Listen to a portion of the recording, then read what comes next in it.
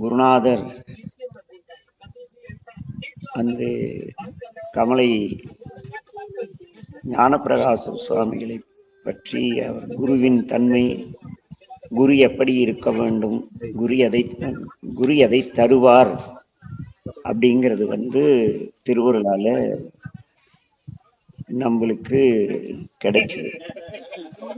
அப்ப அந்த குரு யாரு, எப்படி வருகிறார் என்றால், அவர் ஒரு பெரும் கூட்டம் கூட்டிக் கொண்டு வந்தாரா? யார் இந்த குரு? ஞானாசிரியன் ஞானப்பிரகாசன் யார் என்று குருஞான சம்பந்த பெருமான், யார் இங்கே எனக்கு ஞானப்பிரகாசராக வந்து என்னை ஆண்டு கொண்டவர் என்பதை பாடல் ஒன்றிலே மிக தெளிவாக பேசுவார். அருவும் உருவும் அருவுருவும் அல்லா ஒருவன், உயிர்க்கு உயிராய் ஓங்கி திருவார் கமலை ஒரு ஞான பிரகாசன் என வந்தே அமலப்பதம் தந்து என்னை ஆண்டான் என்று பேசுவார். அதாவது காற்றாகவும் ஆகாயமாக இருக்கும் பொழுது அருவாகவும், மண்ணாகவும் தீயாகவும் இருக்கும் பொழுது உருவாகவும், தீயாக இருக்கும் பொழுது அருவுருமாகவும் இருக்கின்ற அவர் என்னுடைய குருவாக வந்தாரா என்றால் இல்லை அப்படிங்க. அருவும் உருவும் அருவுருவும் அல்ல, எங்கும் நிறைந்திட்ட பெருமூர்த்தியாகிய ஒருவன்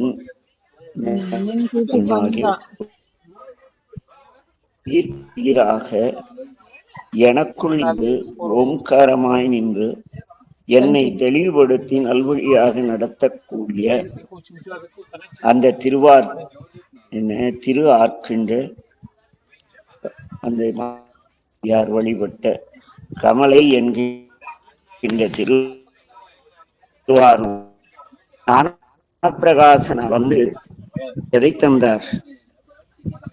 கமல பதம் தந்து. கமலன் என்பதற்கு அன்பானவன், அமைதியானவன், செயல்திறன் மிக்க, என்னை இறைநிலைக்கு இறை திருவடிகளை எனக்கு தந்து என்னை ஆண்டு கொண்டார். ஒரு வேதி இருந்தும் தல்ல சமய பிரவேசம் செய்தார். எங்கும் நிறைந்த இறைவனை அடையாளம் காட்டி எல்லாம் நிர்வாணம் தந்தார். என்னை தருமபுரத்திற்கு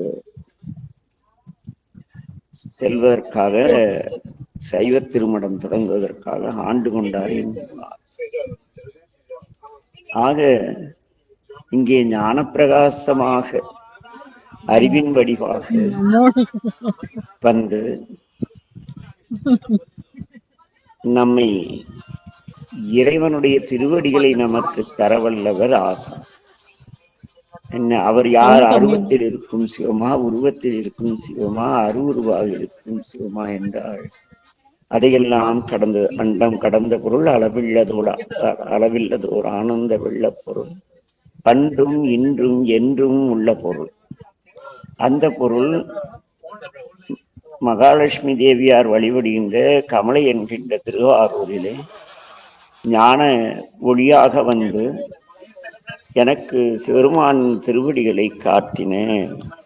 காட்ட மட்டுமில்லை, அவருடைய திருவடிகளை எனக்கு தந்து ஆண்டு கொண்டவர் குருநாதர்.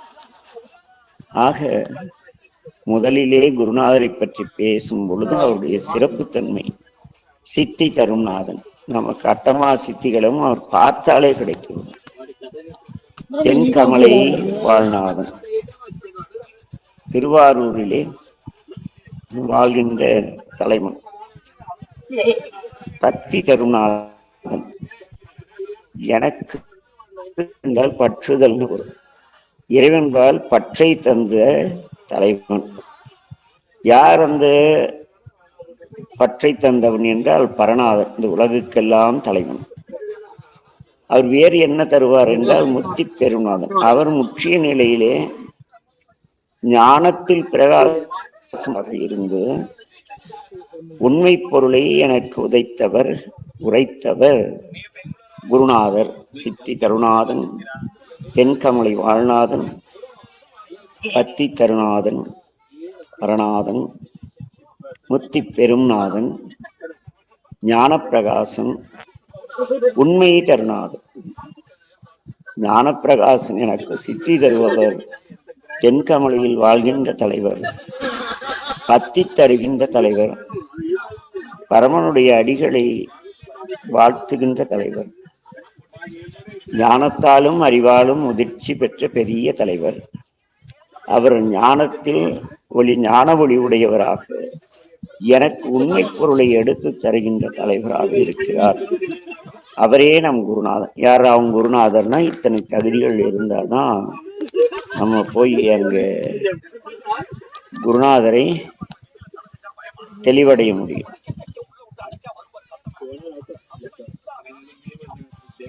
ஆக குருநாதரை காண்பதற்கு இதெல்லாம் தேவை. யார் குருநாதர் என்றால் அவர் நமக்கு சித்தி அளி. இரண்டாவது, இறைவனை கடவுள் வாழ்த்து பாடி சிறப்பாக திருமுறைகளை தொடங்குவது ஒரு மரபு. அவ்வழியிலே இங்கே தென்கமலையில் வாழ்கின்ற ஞான பிரகாசராகிய புற்றிடம் கொண்ட பெருமானை இங்கே குருநாதராக வழிபடுகிறார் நம்முடைய குருவே சிவமே குரு என்பது சைவத்தின் தெரிந்த உண்மை. சிவம்தான் குருவாக வந்தது என்பது. ஆக சிவம் குருவாக வந்தால் அது எப்படி இருக்கும்? நமக்கு சித்திகளை, காரிய சித்திகளை தரக்கூடிய தலைவராக இருப்பார். நம்முடைய இதயத்திலே இதய தாமரையில் வாழ்கின்றவராக இருப்பார். நாம் முத்தியடைவதற்காக பக்தியை தரக்கூடியவராக இருப்பார். அதை தர வேண்டும் என்றால் அவர் இந்த பரந்த பிரபஞ்சத்திற்கு தலைவராக இருப்பார். அது மட்டுமல்ல, அவர் முதிர்ந்த நிலையிலே ஞானத்தாலும் அன்பினாலும் முதிர்ந்த நிலையிலே இருக்கின்ற தலைவர். அது மட்டுமல்ல, ஞான ஒளி வீசுகின்ற திருமேனியை உடையவர். அவர் நமக்கு எதை தருவார் என்றால் உண்மையை தருவார். ஆக சித்தி தருநாதன், தென் கமலை வாழ்நாதன், பத்தி தருநாதன், பரநாதன், ஞான உண்மை தருநாதன் நமக்கு உண்மையை மட்டுமே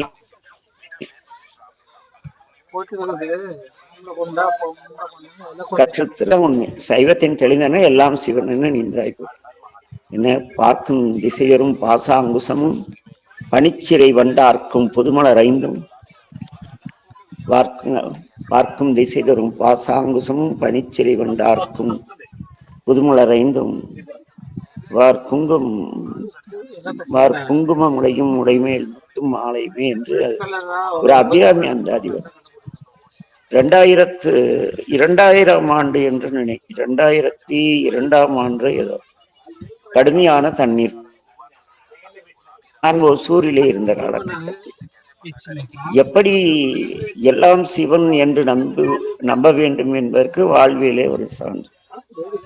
அங்கே 3 ஆண்டுகள் கழித்து நல்ல மழை.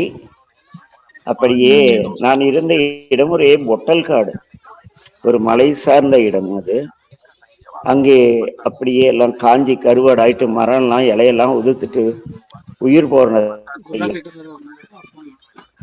மழை போயிட்டு அப்படியே போறப்பெல்லாம் சந்திர சுடேஸ்வராகட்டும், பெருமானி என்ன சாமி இத்தனை 1000 உயிர்கள் வந்து இப்படி இருக்கு அப்படின்ட்டு நீ கேட்டா தரமாட்ட, இரு நான் அம்மா கிட்ட கேட்குறேன் அப்படின்ட்டு நேரா அம்மா கிட்ட போய், அம்மா இந்த உயிர்கள் எல்லாம் வாடி கிடக்கின்றனவே தாயே, இவற்றுக்கு உணவில்லை, தண்ணீர் இல்லை, மழை பொழிந்தால் அவை எல்லாவற்றையும் எடுத்துக்கொள்ளும், ஆனால் மழை பொழியவில்லை, என்ன செய்வதம்மா என்று அம்மாவிடம் வந்து, அம்மா என்றால் அங்க மரகதாம்பாள் அப்படின்னு ஒரு அம்மா இருப்பாங்க. யாரு?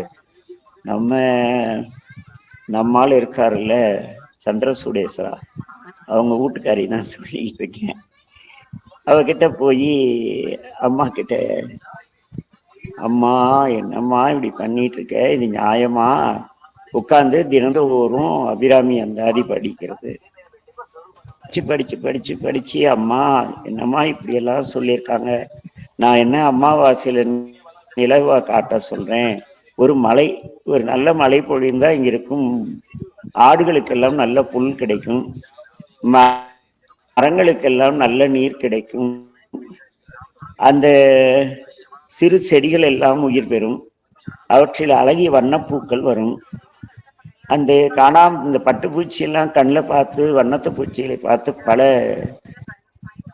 மாதங்கள் ஆயிடுச்சு. அதெல்லாம் அந்த பூல இருக்க தேனை அருமையா சுவைக்கும். இத்தனை உயிர்கள் இதையெல்லாம் கண்டு பல நாட்கள் ஆகிவிட்டதம்மா, கொஞ்சம் மழை தர மாட்டாயா என்று பல நாள் அப்படியே போக வேண்டியது, அவகிட்ட கேட்க வேண்டியது, அப்புறம் ஏதோ 4 அந்தாதி பாட வேண்டியது, அப்படியே வந்துட்டு இருந்தோம்.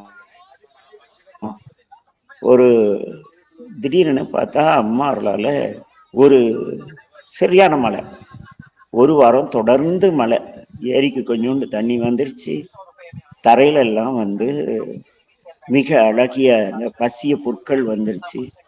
ஆடுங்கெல்லாம் வீட்டை விட்டே வெளியே வராது, புல் இருந்தா தானே வரும். ஆடுங்கெல்லாம் பசியோட வீட்டுல காஞ்ச புல்லு தின்னுட்டு இருக்கு. என்ன அம்மா கிட்ட போயிட்டு அம்மா என் குறை தீர நின்று ஏத்துகின்றேன் அப்படின்னா ஏதேதோ பாடிக்கிட்டு அப்படியே இருக்கக்குள்ள அங்க அருமையான மழை பொழிந்ததா. பொழிந்ததும் புல் எல்லாமே வந்துருச்சு. அந்த புல்லுல பாத்தீங்கன்னா அவ்வளவு அழகு, அப்படியே பச்சை பசேல்னு காஞ்சி கருவாடா அந்த பூமி என்ன ஆச்சுன்னா அம்பாள் பச்சை வண்ணம் அல்லவா, அதுக்கு மீனிங்க அன்னைக்கு தான் புரிஞ்சுது. அப்படியே பச்சை பசேல்னு கண்ணு கட்டிய தூரம் வரைக்கும். திடீர்னு பார்த்தா எங்கிருந்தோ ஒரு செம்மறி ஆட்டு கூட்டம் பட்டியல இருந்து அவுத்து விட்டாங்களாட்டு, அது பாட்டுக்கு ஆனந்தமா அங்க புல்லுமேயுது. என்ன அப்புறம் பாத்தீங்களா அங்க இந்த ஸ்வர்ண புஷ்பம்னு சொல்லுவாங்க, மஞ்சள் கலர் பூ, அந்த பூ நிறைய பூத்திருச்சு. பூத்திருச்சா, பூ பூத்தா அந்த அது ஒரு மாதிரி தேன் சொரியும் மலரது.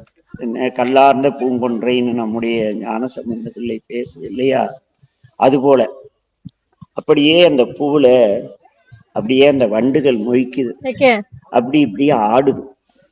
இதையெல்லாம் பார்த்ததும் அம்மா கிட்ட துன்பம் நீங்கிறதுக்காக ஒரு பாடல், அது படிச்சப்ப மீனிங் தெரியல, பார்த்தப்பதான் தெரிஞ்சது. பார்க்கும் திசை தரும் பாசாங்குசமும் பனிச்சிறை வண்டார்க்கும் புதுமலரைந்தும் என் அல்லலெல்லாம் தீர்க்கும் திரிபுரையாள் திருமேனியும் சிற்றிடையும் வார்குங்கும முளையும் முளைமேல் முத்து மாலையுமே. ஆகா, பார்க்கும் திசையெல்லாம் பச்சை பசேல் என்று அந்த பசுமையை நம் மனம் பற்றும். அப்ப அது பாசம் தானே. என்ன பச்சை பசேல் அப்படியே ஒரு வயல்வெளி பார்த்தா நின்றோம் இல்லையா.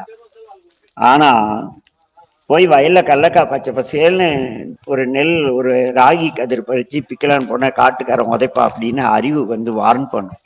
அதுதான் அங்குசம். பார்க்கும் திசை தரும் பாசாங்கு.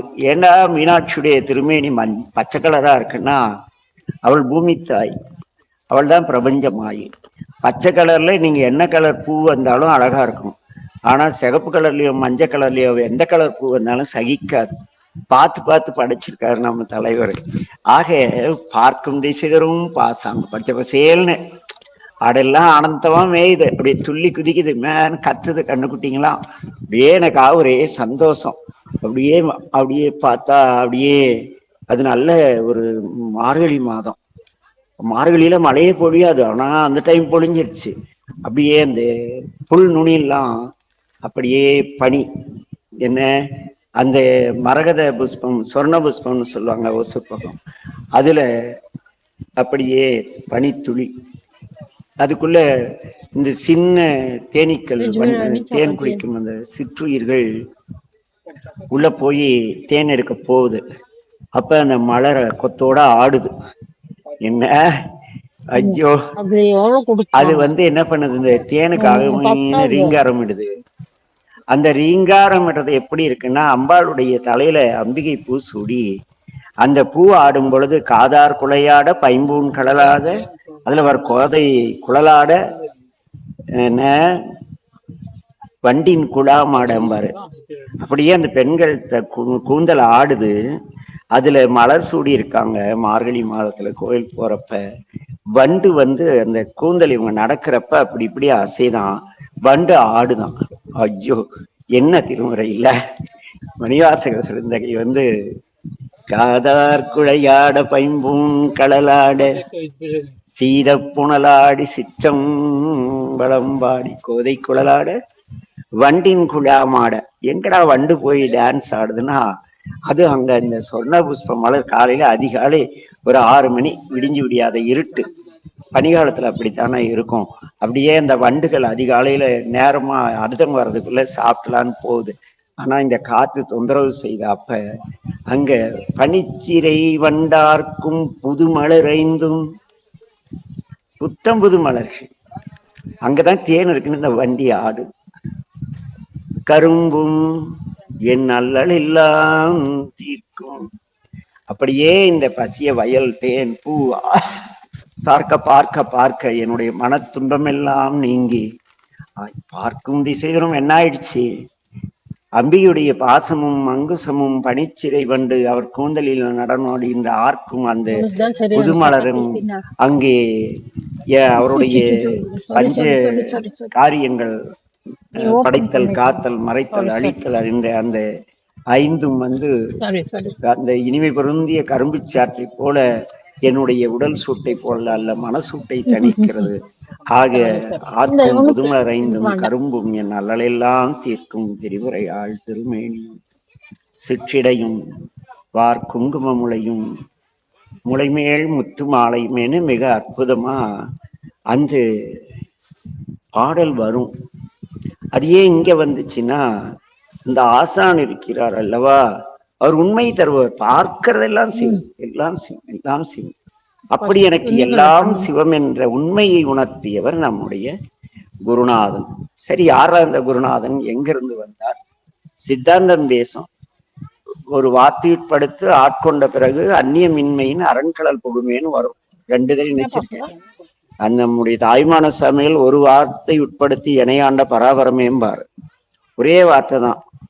கமலை நம்ம குருநாதர் என்ன சொன்னாரு, ஞான சுந்தர், நிற்க ஒரே வார்த்தை, அவ்வளவுதான். ஒரு வார்த்தை உட்படுத்தி இணையாண்ட பராபரன். தாய்மான சுவாமிகளுக்கு அதே நிகழ்ந்தது. என்ன மெய்த்தேடல் உள்ளவங்கெல்லாம் ஒரே வார்த்தையில ஞானம் வரும். என்ன வருவதை ஏற்றுக்கொள். எனக்கு கிடைச்ச உபதேசம் ஒரே ஒரு வார்த்தை. தெருவுள்ள நின்னப்ப இன்னைக்கு இவ்வளவு தெளிவாக்கி அந்த ஒரு வார்த்தை, வருவதை ஏற்றுக்கொள். எப்படி நல்லதெல்லாம் ஏத்துக்கலாம், உதவுழுந்தா, ஆனா குரு சொல்லிட்டாரு ஏற்றுக்கொள். ஆக இங்கே அந்த குருநாதன் யார் அப்படின்னா, அருவும் உருவும் அருவுருவும் இல்லா ஒருவன். அவர் அருவத் திருமேனியாகவும் உருவத் திருமேனியாகவும் அருவுருவத் திருமேனியாகவும் இருக்கின்ற உருவகப்பட்ட பொருள் கிடையாது அவர். அருவும் உருவும் அருவுருவும் இல்லா ஒருவன். அண்டம் கடந்த பொருள், அளவில்லாத ஒரு ஆனந்த வெள்ளம், அண்டும் என்றும் உள்ள பொருள் அது. அப்படிப்பட்ட அந்த பொருள் உயிர்க்கு உயிராக ஓங்கி, உடலுக்குள் உயிர் இருப்பது போல உயிர்க்குள் உயிராக ஓங்கி ஓம்காரமாய் நின்று அவர் என்ன செய்தார், இந்த உயிர் கடைதுகிற திருவார் கமலை மகாலட்சுமி தேவியார் வழிபாடு செய்து திருவாரூரிலே வரும் ஞானப்பிரகாசன் என அறிவொழியாக ஞானச்சுடராக எனக்கு அமலப்பதம் பிறவா நிலை அல்ல, என்றும் சிவத்தின் திருவடியில் நிலைத்திருக்கும் பதத்தை தந்து என்னை ஆண்டார் என்று சொல்கிறது. ஆக என் அன்பின் உறவுகளே, அமலப்பதம் தருபவரே ஆசான். அவர் எல்லாவற்றிலும் சிவத்தை காணக்கூடிய பெரும் தன்மையை நமக்கு பயிற்றுவிப்பார். அப்படிப்பட்ட ஆசான் கிடைத்தால் கடை தேறுவோம். இல்லை அந்த வகுப்பு இந்த வகுப்புன்னு போயிட்டு ஒருத்தர் காலையில ஒரு கோயில் கும்பாபிஷேகம் போயிட்டேன். அவர் பார்த்தீங்களா சத்யோஜாத சிவம், அப்புறமேட்டும் சைவ சித்தாந்த கடல், அப்புறம் பாத்தீங்கன்னா இன்னும் ஏதோ ஒரு வேத திலகம், வேத ஆகம திலகமா, அப்புறம் பார்த்தா திருமுறை வழித்தோன்றல், அப்படிலாம் ஒரு 10 டைட்டில் அந்த சர்வ சாதகம் பண்ணுது. ஆனா அவன் வந்து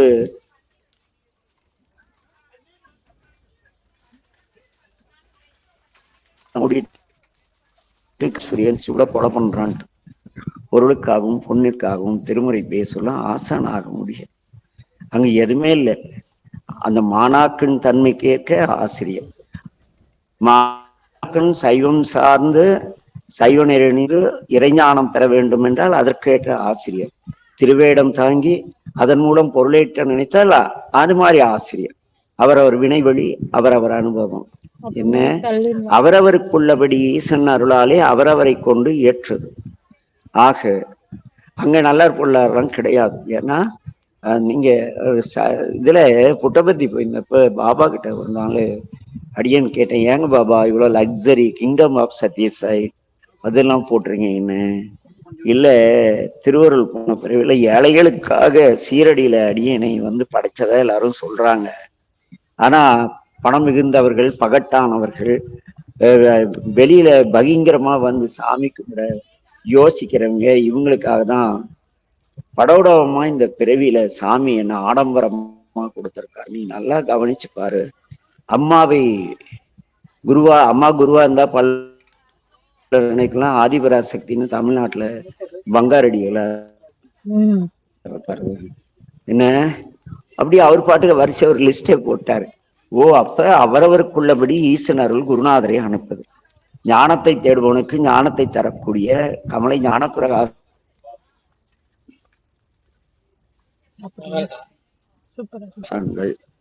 ஆசிரியர்கள், திருமுறை விற்று வாழ கற்றுத்தருவதற்கு அவ்வாறு வாழ்கின்ற ஆசிரியர்கள். ஆக தேடல் உள்ளவனுடைய தவற்றினாலேயே ஆசிரியர்கள் வந்து தன்மைப்படுகிறார்கள். ஆக என் அன்பின் உறவுகள் தெளிவடைவோம்.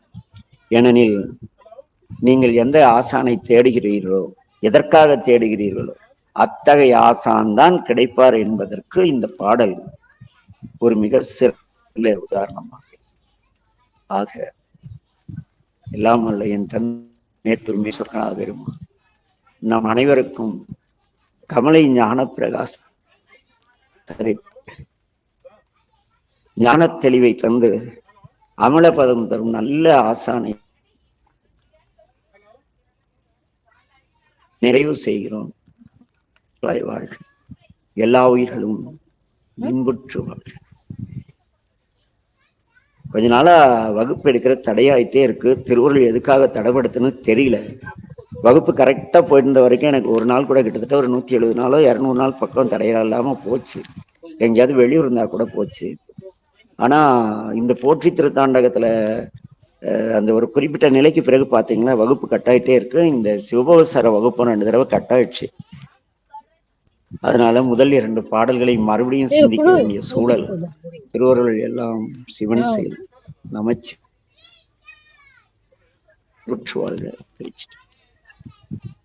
என்ன கைலாஸ் இங்க கைலாஸ் அப்பப்போ ஓடி போயிருங்க. நீங்க கிருத்திகா இவங்களாம் அப்பப்ப எஸ்கேப் ஆயிடுறீங்க. அப்பப்ப நானும் எஸ்கேப் ஆயிடுறேன். பெரும்பாலும் கைலாஸ் வராதனால நான் வகுப்புகள்ல அப்படித்தாங்கம்மா தேன்மொழி அம்மா. ஆமாங்க ஐயா. அது ஏதோ ஒரு சூக்கம் இருக்கு, புரியல. கைலாஸ் வகுப்புக்கு வராத அல்லது அட்டன் பண்ணாதனாலாம் பெரும்பாலும் என்னுடைய வகுப்பு கட் ஆகுது. நான் நிறைய கவனிச்சிட்டேன். அதனாலதான் இது இங்க சபையில இது முக ஸ்டுடியோ வேற எதுவும் கிடையாது. சரி, அது நிகழுது. ஏன்னா குருஞான தான் இந்த கைலாசம் வேண்டுதலுக்கு தான் இது போய்கிட்டு இருக்கு.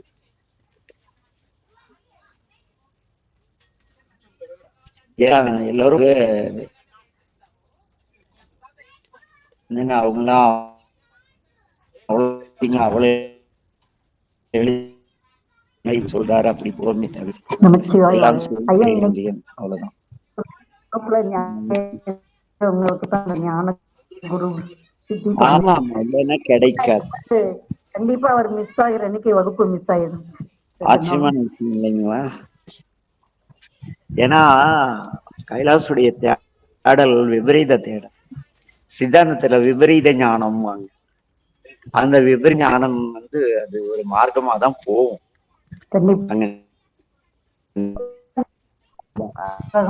அதுல நிறைய இல்லைங்கம்மா ஞான தேடல என்ன இருக்குன்னு சொல்றாங்கன்னா விபரீத ஞானத்துல தேடல் அதிகமா இருக்கும். சில டைம் வந்து நான் சொல்றதாங்க உண்மைன்னு நிறுவக்கூடிய கட்டாயம் ஏற்படும். அப்புறம் சாமானியமா யார் சொல்றதையும் ஏத்துக்க முடியாது. அதுதான் விபரீத ஞானம். அதுல மாட்டிக்கிட்டோம்னா தெளிவடையவே முடியாது. கைலாசோட கேவலமான தப்பான கேவலம் இல்ல, கேவலாவத்தைங்கிறாங்கல்ல சித்தாந்தத்துல, அந்த கேவலம் இது.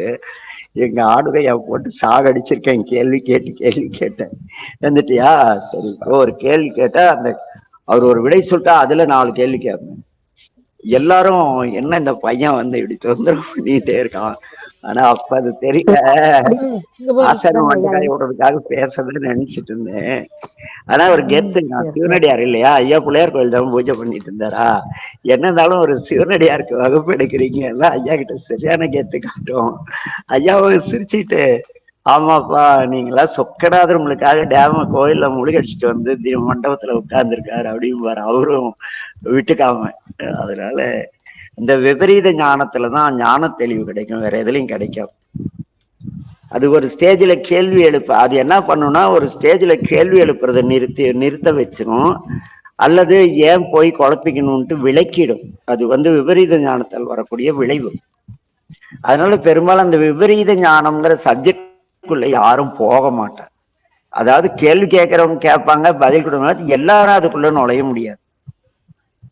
இந்த பிறவியில கடவுளை காட்டக்கூடிய குருவை காணோம், அடுத்த பிறவின்னு அந்த விபரீத ஞானத்துக்கு போனான்ல கைலாசு, பாயிண்ட். அது ஜாயின் பண்ணி விட்டாரு.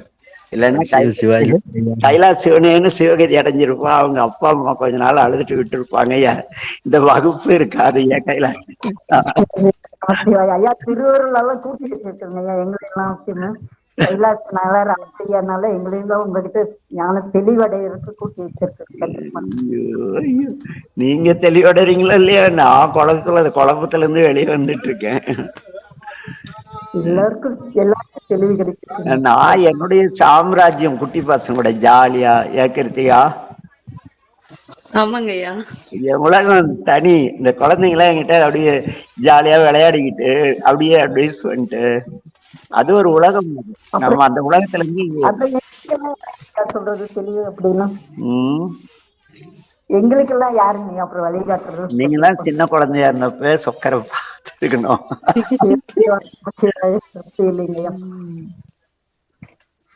அதான் நேற்று அமரகுந்தியில பசங்க மனோன்மணி அம்மா கிட்ட சொன்னாங்க, அம்மா எங்க பேட்ச் செஞ்ச தவம் யாரும் செய்யலைங்கம்மா, எங்க டியூஷன் பேட்ச் மீனாட்சி மூலஸ்தானத்துல போய் எங்க டியூஷன் பிள்ளைங்க 100 பேரு ரெகுலரா சண்டை போட்டுட்டு அலங்காரம் பண்ணுவோம், தண்ணி ஊற்றுவோம் அப்படி.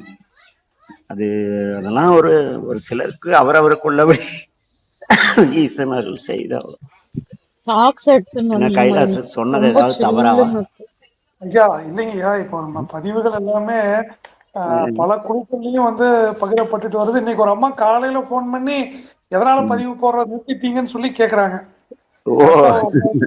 உமாராணின்னு ஒரு அம்மா கூப்பிட்டு ஏன்னு ஒரு 2 நாளா பதிவு போட மாட்டேங்கிறீங்க வந்து கேட்டுட்டு இருக்கிறாங்க. அப்ப இந்த வகுப்புக்கு வந்தவங்க மட்டும் இல்லைங்கய்யா, வராம வந்து வீடியோ பாக்குறவங்களும் யூடியூப்ல பல பேரும் இந்த கருத்துக்கள் எல்லாமே வந்து கேட்டு தெளிவு அடைஞ்சிட்டே தாங்க இருக்காங்க. இப்ப இது இறைவன் செயல், இது வந்து குருவினுடைய செயல் தான். குருஞான சம்பந்தரை வந்து நம்ம பார்க்கணும்னு போய் விண்ணப்பம் செஞ்ச உடனே நமக்கு சொக்கருங்கிற அன்பர் மூலியமாக இது கிடைக்கணுங்கிறது நியதி. நியதி நம்ம உண்மை. நான் கேட்ட கேள்வி இறைவன் கிட்ட, நான் இறைவனை அடைவதற்கு நான் என்ன செய்யணும், இந்த பிறவி கடைசி பிறவியா இறைவன் திருவடி அடைவதற்கு என்ன செய்யும், இதுதான் நான் மனமுருகி கேட்டதுங்க. ஏன்னா அந்த அந்த ஆணவம், மாயை, கண்மம் இதெல்லாம் இருக்கு. ஆனா இதுல இருந்து விடுபடுறதுக்கு உபாயம் என்னங்க?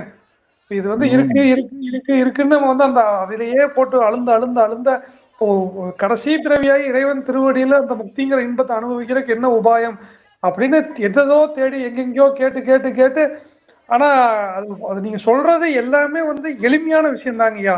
அறநெறி, இந்த அன்பு, குடும்பத்தை, பெற்றோரை பேணுதல், அப்பா அம்மாவை பாத்துக்கிறது.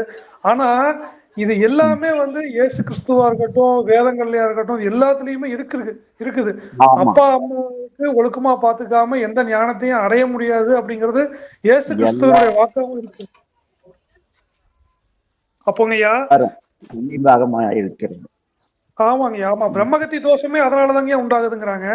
பெத்த தாயுடைய தாயும் தகப்பனையும் சோறு போலன்னா பிரம்மகத்தி எல்லாத்த விட அட்வான்ஸா வந்து பிடிச்சுக்கும். பிரம்மகத்தி தோஷத்துக்கு நிவர்த்தனியே இல்லைங்கய்யா. தாண்டப்பனை வஞ்சித்ததுக்கு வந்து நிவர்த்தியே கிடையாது. ஆமாங்கய்யா. அப்போ இதை வந்து தற்காலத்துல ஒருத்தரை எடுத்து சொல்லி அற வாழ்க்கையையும் பெற்றோர்களை பேணுதலையும் சொல்றது கிடைச்சது, குரு கிடைச்சது பெரிய ஒரு பாக்கியம் தாங்கய்யா. அதனால இது இறைவன் செயலுங்கய்யா, இது நம்ம செயல் எதுவுமே இல்லைங்கய்யா. இறைவன் வந்து இந்த காலகட்டத்துல இதை செய்யணும்னு நிர்ணயம் பண்ணிட்டாரு, சாமி செஞ்சுட்டு இருக்கிறாருங்கய்யா.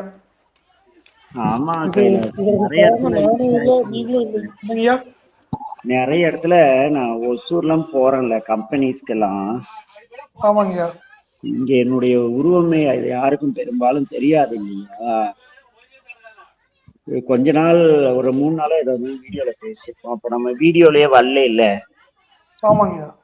அதனால நிறைய பேர் எங்கிட்டயே உங்க மேட்டூர்ல இருந்து யாரோ ஒருத்தர் மேட்டூர் சொக்கர்னு எதோ சொல்றாரு, ஆனா ரொம்ப தெளிவா இருக்கு, நாங்க குடும்பத்தோட உட்காந்து கேட்கறோம்னா 2 இன்ஜினியர்ஸ் என்கிட்ட போறப்பெல்லாம் என்னை பார்த்தா சொல்லுவாங்க, அவரை பார்த்தீங்களா, அவர் எப்படி இருப்பாரு?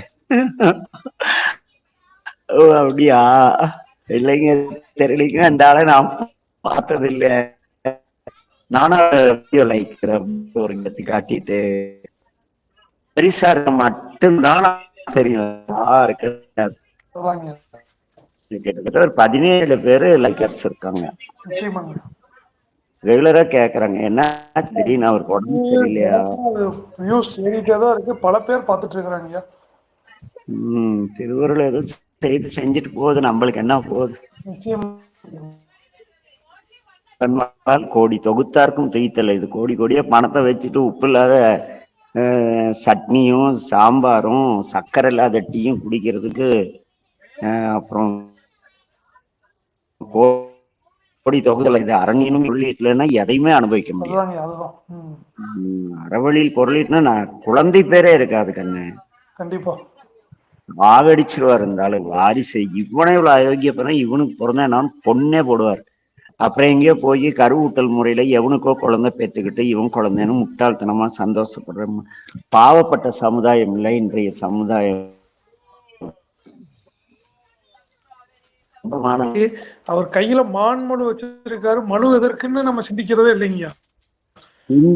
வடிவமானவர், அன்பே வடிவமானவர் பாடிட்டு அவர் எவ்வளவு தப்பு செஞ்சா தண்டிக்கிறவருங்கிறது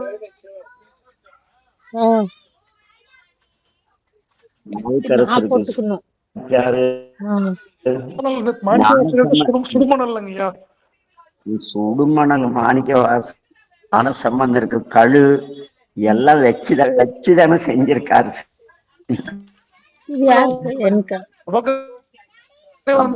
வேண்டி வணங்கி அதனால இறந்தாங்க. கண்டிப்பா கண்டிப்பா. நம்மளாம் போய் யாருங்க, ஒண்ணுமே இல்ல. அறம் அறம் அறம் அன்பு, இது இப்படியே கிடைக்கிற நேரம் நமச்சிவார்களுக்கு அற வாழ்க்கை பெறலாம வாழ்ந்தா மட்டும்தாங்க ஒரு அடியாவது முன்னாடி எடுத்து வைக்க முடியும். இல்லைனாலாம் வந்து வாய்ப்பு. சும்மா திருமுறை படிப்பதால ஆலய பெற்று செல்வதால தலையாத்திர போறதுனால ஒன்னும் நம்ம தன்மையில் நடந்துக்கணும் இல்லையா. செய்யாது நின் பாதம் தொழாது துணிந்து இச்சையே பண்டு செய்தார் உளரோ இளரோ அப்பரிசு அடியேன் கண்டு செய்தால் அது கைதோமோ அன்றி செய்தோமோ. அதாவது தொண்டு செய்து இறைவனை வழிபடணும்.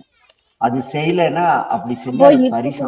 தொண்டு செய்யுது, அந்த வரி பாருங்க. தொண்டு செய்யாது நின் பாதம் தொழாது துணிந்து இச்சையே பண்டு செய்தார் உளரோ இளரோ. அம்மா தொண்டு செய்யாமல் என்ன, நின் பாதம் தொழாமல் தன்னுடைய தேவைக்காக உன்னை வணங்குறாங்க.